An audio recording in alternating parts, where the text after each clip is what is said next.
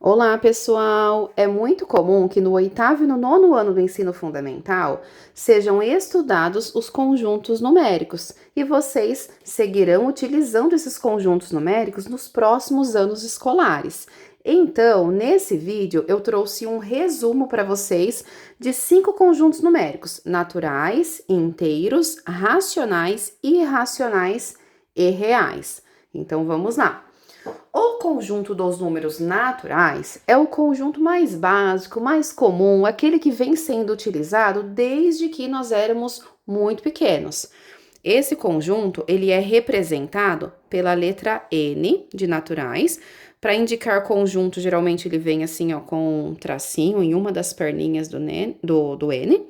E quem que faz parte desse conjunto? Ó, o 0, o 1, o 2, o 3, o 4 e assim por diante. Ou seja, são aqueles números que nós conhecemos desde que nós éramos realmente muito pequenos, tá? Porque são os números que não têm vírgula, que não são negativos, e ele vai até o infinito. Algo importante também para vocês saberem é que às vezes esse mesmo conjunto ele pode aparecer com um asterisco. Esse asterisco faz com que o conjunto dos números naturais seja chamado de conjunto dos números naturais não nulos, ou seja, ele vai ser formado do 1 em diante, ó, ele não vai ter o número 0. E isso acontece com todos os conjuntos quando vem escrito com asterisco ali na parte de cima, tá? Significa que o 0 não faz parte daquele conjunto. Bom, depois, digamos que o conjunto numérico, ele cresceu um pouco mais. Então, surgiu o conjunto dos números inteiros, que é representado pela letra Z. E aqui também, a gente faz uma barrinha para não ficar simplesmente uma letra Z, mas sim o símbolo do conjunto dos números inteiros. Quem que está aqui? Todo número que ele é inteiro, ou seja, ele não é quebrado, ele não possui vírgula. Aqui vai ser incluso os negativos. Então, eu vou colocar aqui todos os números naturais mais os números negativos, mas que são inteiros. Logo, eu vou ter aqui, ó, todos os negativos, de lá do negativo infinito, vai chegar aqui no menos 3, menos 2, menos 1, 0 e depois os naturais, ó, infinitamente. E assim como eu falei aqui no conjunto dos números naturais, esse conjunto ele também pode aparecer com o símbolo de asterisco. Então, significa que vão ser os números inteiros, mas não negativos. Então, aqui eu terei todos os negativos, menos 3, menos 2, menos 1, aí eu pulo o 0, ó, vou direto para 1, 2, 3 e assim por diante. O conjunto dos números racionais, ele tem o símbolo da letra Q, também com uma barrinha. E os números racionais são todos aqueles que podem ser escritos em forma de fração. Aqui nós vamos incluir todos os positivos, todos os negativos, pode ser os números com vírgula também, dependendo ali como eles são, só que aqueles que são escritos em fração. Então, a gente não consegue escrever esse conjunto em uma forma de sequência, porque toda vez que eu coloco um número e outro, sempre haverão infinitos números ali dentro. Por isso que a gente costuma indicar assim, ó, por uma fração A sobre B, em que esse A e esse B, eles são números inteiros. Então, eu vou colocar assim, ó, A pertence ao conjunto dos inteiros, B também pertence ao conjunto dos inteiros, só que o B ele não pode ser zero, porque na matemática não existe eu pegar um número sobre zero, né, dividir por zero. Por isso que aqui eu vou colocar o asterisco. Então, de uma forma geral, conjunto dos racionais a gente indica assim, mas é muito importante que vocês lembrem da maneira que eu falei inicialmente. Número racional são números que podem ser escritos em forma de fração. Tá, mas quais são esses números? Então, pensa aqui comigo, ó, em alguns exemplos. Como que eu vou saber se um número é racional? Como que eu sei se ele pode ser escrito em forma de fração. Então, primeiro, eu vou colocar aqui como exemplo todos os números que têm fim, como, por exemplo, um número natural. Quando eu pego assim, ó, um número natural, como se fosse o 3, ó, pensa aqui, 3. Se eu quiser colocar ele na fração, eu posso escrever 3 sobre 1. Eu posso também escrever assim, ó, 6 sobre 2, porque 6 dividido por 2 é 3, e existem infinitos outros exemplos aqui. Então, todo número natural, eu posso pensar que ele é racional, porque ele é. Também eu posso pegar qualquer número inteiro, como por exemplo, menos 5. Porque um número inteiro, como por exemplo, menos 5, ele também pode ser escrito na fração. Basta eu escrever sobre 1.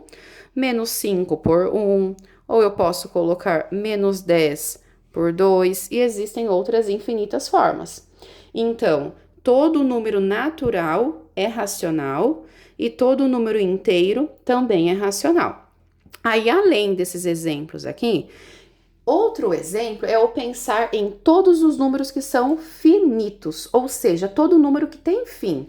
Por exemplo, vou colocar assim, ó, 1,2. Embora ele seja um número que tenha vírgula, mas ele acaba, tá? Ele acaba aqui no 2. Esse número, ele também pode ser escrito em forma de fração, ó. Vamos lembrar como que faz isso. Se vocês tiverem dúvidas, eu posso gravar um vídeo sobre isso, tá? Se precisar, vocês podem comentar aí. Então, o número que tem fim, a gente costuma colocar ele na fração, copiando ele sem a vírgula. Aí eu coloco sobre. Como ele tem uma casa decimal, aqui no denominador eu coloco 10. A hora que eu faço 12 dividido por 10, dá esse número. Então, todo número que tem fim, eu posso pensar, ele é um número racional, porque ele é, tá? Um número racional. Ele pode ser um número positivo e ele também pode ser um número negativo, vamos supor 0,7. Porque 0,7 eu também posso colocar na fração. Basta eu copiar ele sem a vírgula, 0,7 é a mesma coisa que 7. Ah, ele tem uma casa decimal, então fica 10. Se ele tivesse duas, ficaria 100. Se ele tivesse 3 casas, ficaria 1000. E assim por diante. Então, esse daqui é um outro exemplo. Ó, deixa eu deixar separado aqui, ó, a minha explicação, tá? E o mais um exemplo que eu vou colocar aqui são as dízimas periódicas. Vamos supor, ó, vou colocar assim 0,444, ó. Nesse caso, eu tenho um número que ele é infinito, diferente de todos esses aqui, ó. Todos esses são finitos. Se ele é finito, é racional. Se ele for infinito, para ser racional, ele precisa ser uma dízima periódica, porque as dízimas periódicas, não sei se todo mundo aí já estudou, né, as dízimas, mas existe uma fração geratriz para ela. Significa que ela pode ser escrita em forma de fração. Vou mostrar só esse exemplo aqui. E aqui também esse é assunto para outro vídeo, tá? Caso vocês queiram. Ó. Existe uma regrinha que a gente coloca essa dízima periódica na fração, copiando o período, que no caso aqui é o 4.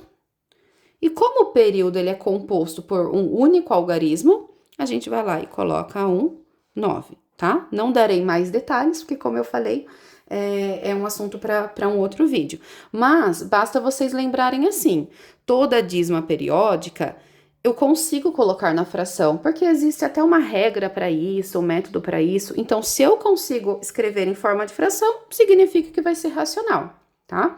Então, resumindo, números racionais são aqueles que podem ser escritos em forma de fração. Quais números são esses? Todos aqueles que são finitos e, se ele for infinito, precisa ser uma dízima periódica. Essa dízima periódica eu não comentei, mas ela poderia ser negativa também, tá? Se ela for negativa, a fração fica negativa e aí tudo certo. Bom, se os números racionais são aqueles que podem ser escritos em forma de fração, os irracionais, eles vão ser ao contrário. Vão ser aqueles números que não podem ser escritos em forma de fração. Então, quem são eles? Ó, pensa assim, se o número é finito, dá para colocar na forma de fração, é racional. Então, significa que aqui nós temos que ter números infinitos. Mas os infinitos que são dízimas periódicas, nós já vimos que são racionais. Logo, como exemplo aqui, nós vamos ter aqueles que não podem ser escritos em forma de fração e que não são umas dízimas periódicas. Exemplos, vamos lá. Aqueles números que são mais assim, digamos, bagunçados após a vírgula. Por exemplo, 0,7123005, colocar aqui, ó, 1, não tem essa vírgula aqui. 1, 0, 3 e é infinito. Às vezes você vai lá, você faz um cálculo na calculadora e aparece um número assim, ó. Ele é um número bem grande, que ocupa todo o espaço da calculadora, e você percebe que não tem, assim, um padrão, uma repetição, como na dízima periódica. Então, significa que ele é irracional. Não existe uma maneira para eu escrever esse número em fração, tá? Ele pode ser positivo, ele pode ser negativo também, ó, um número todo, assim, todo bagunçado, né? Que não existe um padrão. E como exemplo aqui, que também é muito conhecido, nós temos o número π, que ele vale aproximadamente 3,14. Tem o número φ também, né, que ele também é um número muito conhecido, tá? Entre outros, tá? Resumindo, racionais eu consigo colocar em forma de fração. Irracionais, eu não consigo escrever eles em forma de fração. E, por fim, nós temos o conjunto dos números reais, que ele é representado pela letra R. E ele é a união, que a gente costuma representar por esse símbolo aqui, entre o conjunto dos números racionais e o conjunto dos números irracionais, que eu tinha até esquecido de mostrar para vocês, tá? Que os irracionais a gente indica pela letra I, também com um tracinho. Então, reais significa que são todos os números que vocês utilizam. Se dá para colocar na fração, se não dá, se é positivo, se é negativo, todos aqueles que são reais, todos aqueles que existem. E aí, para finalizar o nosso vídeo, eu vou fazer aqui com vocês um diagrama que ilustra pra gente, tá? Que esses conjuntos, eles foram crescendo, que os racionais e os irracionais, eles ficam assim, um à parte do outro. Então, aqui comigo, ó, primeiramente, existia os números naturais. Não que existia, né, gente? Na verdade, todos existiam, mas o primeiro conjunto ali que foi formado, o conjunto menor de todos, vamos pensar assim, conjunto dos números naturais. Depois, vamos dizer que esse conjunto cresceu. Porque, ó, nesse conjunto só tinha aqueles números que são inteiros e, ao mesmo tempo, positivos. Aí, pensando que existem também números que são negativos, nós temos o conjunto dos números inteiros. Então, percebam que os números naturais, eles estão dentro do conjunto dos números inteiros. Por isso que eu digo que todo número natural, ele também é um número inteiro, mas nem todo inteiro é um número natural. Aí, pensando que existem também os números com vírgula, esse conjunto, ele vai ser maior, ó, o conjunto dos números racionais. Quem que faz parte? Todos os naturais, todos os inteiros, porque tá ali dentro também do conjunto que eu representei no verde.